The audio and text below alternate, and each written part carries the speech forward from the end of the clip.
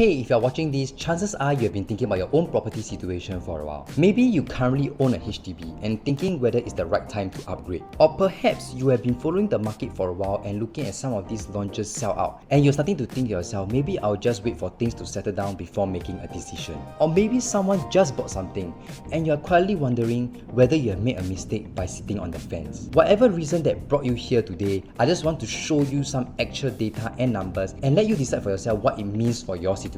Let's go.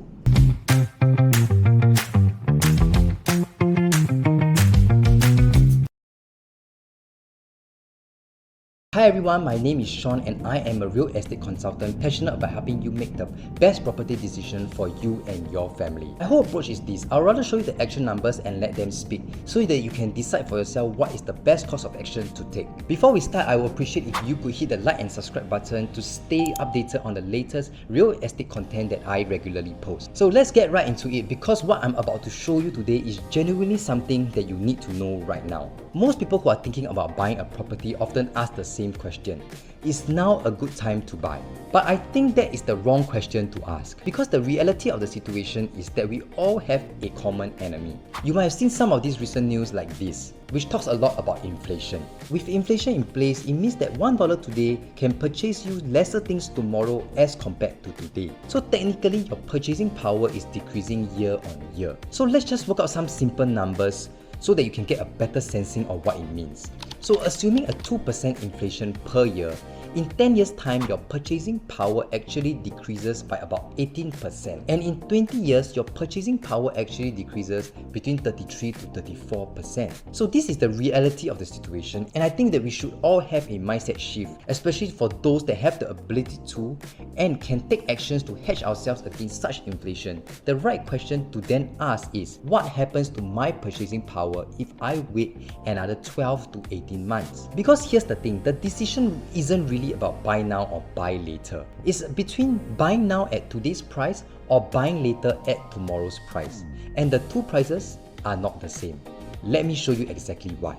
Property prices in Singapore are ultimately driven by one thing above everything else, which is supply and demand. You might have seen some of these news of these sell-out rates at recent launches, which demonstrates the strong buyer demand. Now, if you look at this entire situation, you might be thinking, are these buyers experiencing what we call a FOMO, or fear of missing out? So actually, I was just looking at this entire situation and just thinking to myself, are the buyers or developers more FOMO? With such aggressive demand and sell-out rates, developers are actually clearing their inventory faster than they expect. And when that happens, they then have to bid for more land to replenish their stock, which is the reason why we are seeing some of these news: more aggressive and bullish land bid prices. When developers pay more for land, they charge more for the units that they build on it. Simple as that. I want to show you what's happening at some of these government land sales, because this is where your future price tag is being set right now, even before you walk into the show flat. So let's take a look at this example over here of Dunearn Road GLS tender in April 2026. Wing Tai and Metro came in at 1625 PSF PPR. That's the price the developer paid per square foot just for the land, before a single brick was laid, before construction, and even before marketing costs were put in. So the second bidder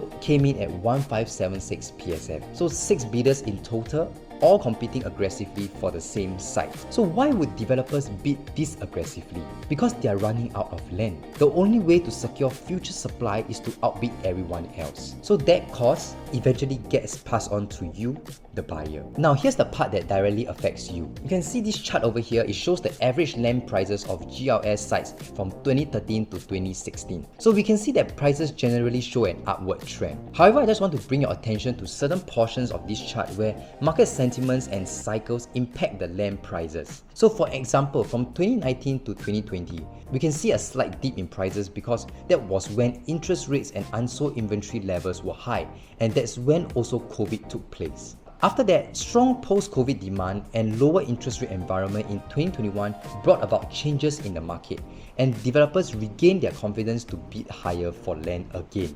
So if we fast forward to 2022 to 2024, we can see that land prices were more stable but didn't grow too much due to higher interest rates and introduction of policies like harmonization, creating some level of uncertainty with developers as to the acceptance of new floor plans with consumers. So this results in more conservative land bid prices. So since then, confidence has returned and interest rates have also come down, causing developers to bid more aggressively for land again, as seen in those land bids that I have shown you earlier.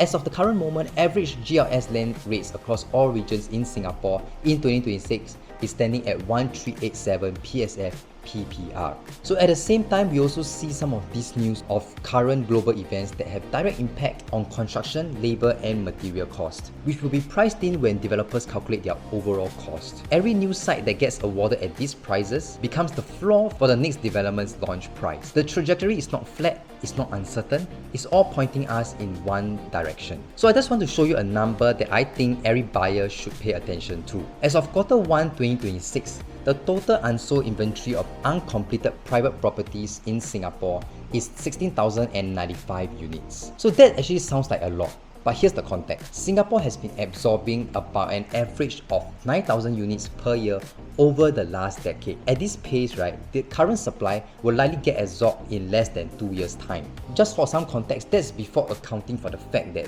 the recent launches of Villa Bay and Tengah Garden residences alone sold over 1,200 units in the weeks after this data was captured. So the real available number should be somewhere closer to 14,870 units. So that is less than 2 years worth of supply.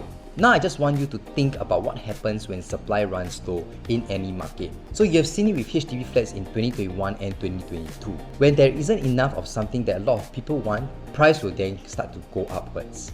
And the data confirms this pattern in the private property market too. And the supply-price relationship clearly shows that as supply contracted, price accelerated. So for every $100 PSF increase in price, translates to approximately $100,000 more on a 1,000 square foot unit. That's not a projection, that's just basic math. Let me show you a real example of what this looks like in practice. Penrose, which is located at Sims Drive. A 3-bedroom unit at 2 different stacks, both 24 and 26. 24 has an internal pool view, while 26 has an external facing another building. Which one would you say is a better facing? I think most would agree here that 24 being an internal pool facing would be a better view. Let us take a look at these transactions over here. A buyer who purchased Stack 26 in September 2020 paid 1,005 PSF, which translates to 1.566 mil. When they sold it, they made $834,000 in profit. Another buyer who purchased Stack 24 in 18 months later in April 2022, they paid 1,715 PSF. So when they sold it, they made about $526,000 in profits. But the person who waited 18 months made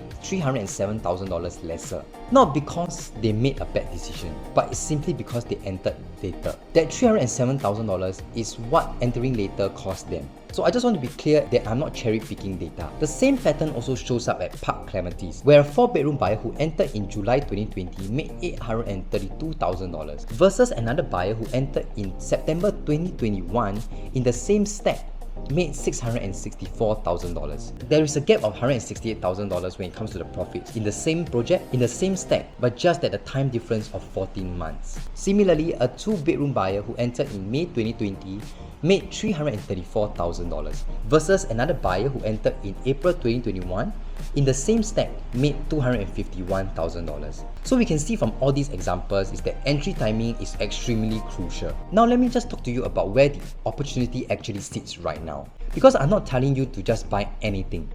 I'm telling you where the specific window in the current market where the numbers genuinely make sense. I use what I call the V-shaped buyer window framework to evaluate the entry point. 2 important questions that we have to ask ourselves. Firstly, is the land cost low enough that today's pricing is genuinely below where the market is heading? And number 2, are there enough comparable transactions both in resale and new launch to prove that there is a clear exit? If both answers are yes, then you have found a V-shaped entry.